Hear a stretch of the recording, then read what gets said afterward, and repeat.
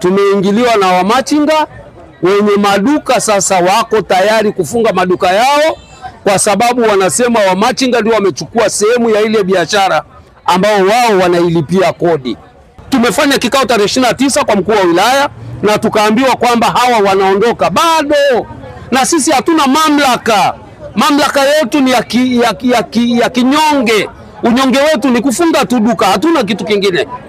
Tumemtafuta muda mrefu mkurugenzi wa jiji la Arusha. Matokeo yake hata ukimpata anakata simu.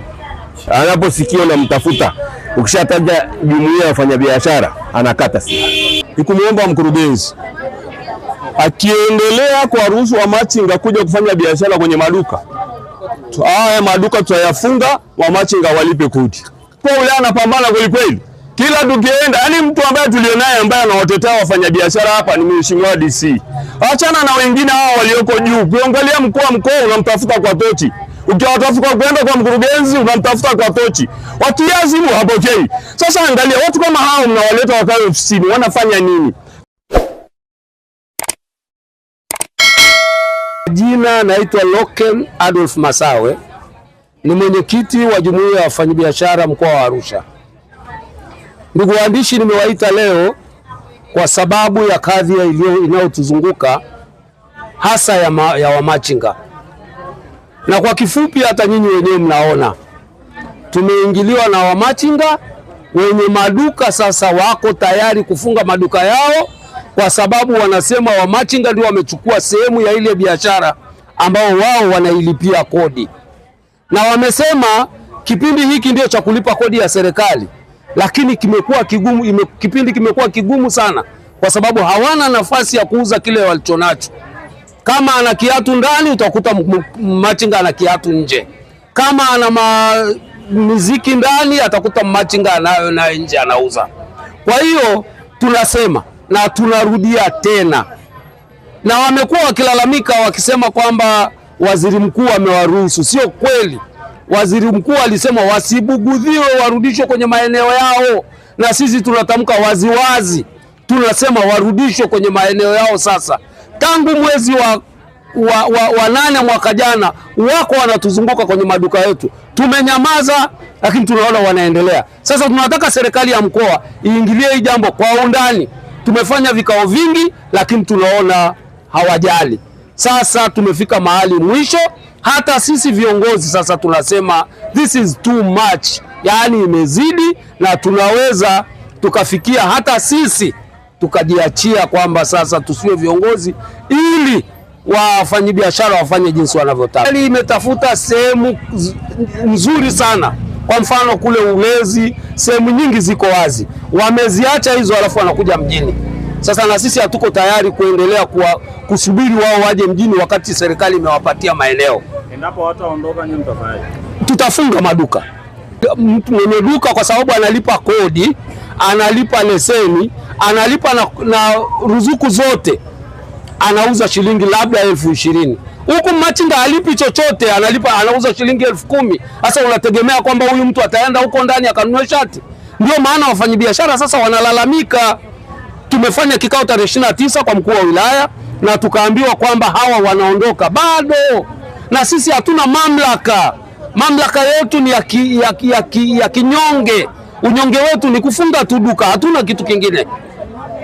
Mlango wazi au watoe watu wake waje waone tatizo linalopata wafanyabiashara. Hiyo si kukusanya kodi peke yake, kwa sababu kodi zimezidi na kila siku wanafunga maduka ya watu kwa ajili ya kodi zao, lakini hawaangalii uhalisia wa watu jinsi wanavyopata kile kipato. Kwa hiyo tungeomba ikiwezekana ngazi za juu ziingilie swala hili kabla halijawa tatizo la kudumu. Hayo ndio ya kwangu. Tumemtafuta muda mrefu mkurugenzi wa jiji la Arusha. Matokeo yake hata ukimpata anakata simu. Anaposikia unamtafuta, ukishataja jumuiya ya wafanyabiashara anakata simu.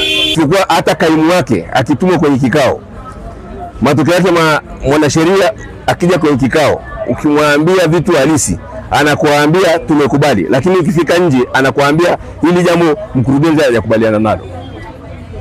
Labda ni amewachoka, malalamiko yenu yamekuwa mengi au ni sababu? Obviously tunaweza kusema amechoka, lakini hawezi kuchoka wakati hiyo ofisi ni ya serikali. Nini kifanyike? Kifanyike ni kwamba wafanye kazi yao kama walivyoajiriwa, kwa sababu bila wafanyabiashara kutoa kodi hata hiyo mshahara hawezi kupata. Ni kumuomba mkurugenzi akiendelea kuwaruhusu wamachinga kuja kufanya biashara kwenye maduka, haya maduka tutayafunga, wamachinga walipe kodi, kwa sababu wamachinga tayari wana sehemu yao ya kufanyia biashara, sio ya kutafuta, walikuwa nayo. Kwa hiyo sasa kama watashindwa kuwarudisha wamachinga sehemu yao, na kitu kinachozungumzwa hapa sana ambayo labda kina nani sana viongozi wa serikali, wamachinga wanamtumia sasa waziri mkuu vibaya. Eti kwamba waziri mkuu anawaambia watoke kwenye maduka yao kule waje wauze vitu mjini, kana kwamba watoke kule kwao kwamba hawana sehemu ya kukaa. Waziri mkuu hajaliongelea hilo, hajasema mvunje nani sheria ya serikali, hajasema waziri mkuu. Alisema msionee huko mliko. Sasa mkurudishwa na mgabo, nendeni kule mkotoka, mnakataa, mnasema waziri mkuu amesema. Hiyo mnampotosha tu, mnamnukuu waziri mkuu vibaya. Na nimuombe waziri mkuu kwa lelo ile ambalo na mimi nimezunguka hapa na wao machinga, wanaeleza tu waziri mkuu amesema, waziri mkuu amesema. Waziri mkuu niliwaambia waje wauze kwenye vitu kwenye maduka ya wafanyabiashara. Miezi mitatu sasa karibu wafanyabiashara hawajafanya biashara. Tutakulipaje kodi ya halmashauri hiyo, jiji litaendeleaje? Kwa hiyo hii kauli sasa, mheshimiwa waziri mkuu, ambao unasikia, tunakuomba, maana labda hujasikia vizuri, wasilipotoshe. Na inatoka vibaya, maana kumbuka kauli ya waziri mkuu ni kauli kuu ya serikali. Kwa hiyo hata tukienda kwa hao wengine maskini, mkuu wa wilaya anapambana kweli kweli. Kila tukienda, yani mtu ambaye tulionaye ambaye anawatetea wafanyabiashara hapa ni mheshimiwa DC. Achana na wengine hao walioko juu. Ukiangalia mkuu wa mkoa unamtafuta kwa tochi. Ukiwatafuta kwenda kwa mkurugenzi unamtafuta kwa tochi. Wakiingia ofisini wanasema tuko kila masaa 24 tupo, tunaingia njooni kila wakati. Acha waingie kwenye hiyo ofisi, unawatafuta kwa tochi. Sio kwamba watufuate, tunawafuata sisi, lakini hatupati nafasi ya kuongea nao. Sasa viongozi kama hao ambao wameletwa kwa ajili ya wananchi na hawataki kuunga wafanyabiashara mkono, hao watu wanakuelezea matatizo yao, ukimpigia simu hapokei. Sasa angalia watu kama hao mnawaleta wakae ofisini, wanafanya nini? Kama hawezi kuwasikiliza kero za wananchi, waziri mkuu anasema mkawafuate wananchi shida na kero zao. Sio kuwafuata sasa waziri mkuu, sisi ndio tunaenda na hatuwapati. Unaona? Sio sisi ndio tunaenda moja na kuwafuata, hatuwapati sisi, licha ya kutufuata wao. Kwa hiyo nikuombe mheshimiwa waziri mkuu, wafanyabiashara kwa sehemu kubwa ndio walipa kodi wa nchi hii, na nchi haiwezi kuendelezwa bila kodi. Sasa nitashangaa kama watu watakaa ambao walipi kodi na wafanyabiashara wasilipe kodi, sijui maendeleo ya nchi itakwendaje. Lakini kuombe sana, kwa sababu mheshimiwa mkuu wa nchi na waziri mkuu mtendaji, hawa viongozi wakubwa mnawaleta, kwanza hawataki kudhamini jumuiya ya wafanyabiashara, wanataka kodi kwao, na ndio wa kwanza kusema Arusha imekuwa wa pili, lakini washughulikia kero za wafanyabiashara hakuna. Sasa watu wana namna hii tutawafanyaje?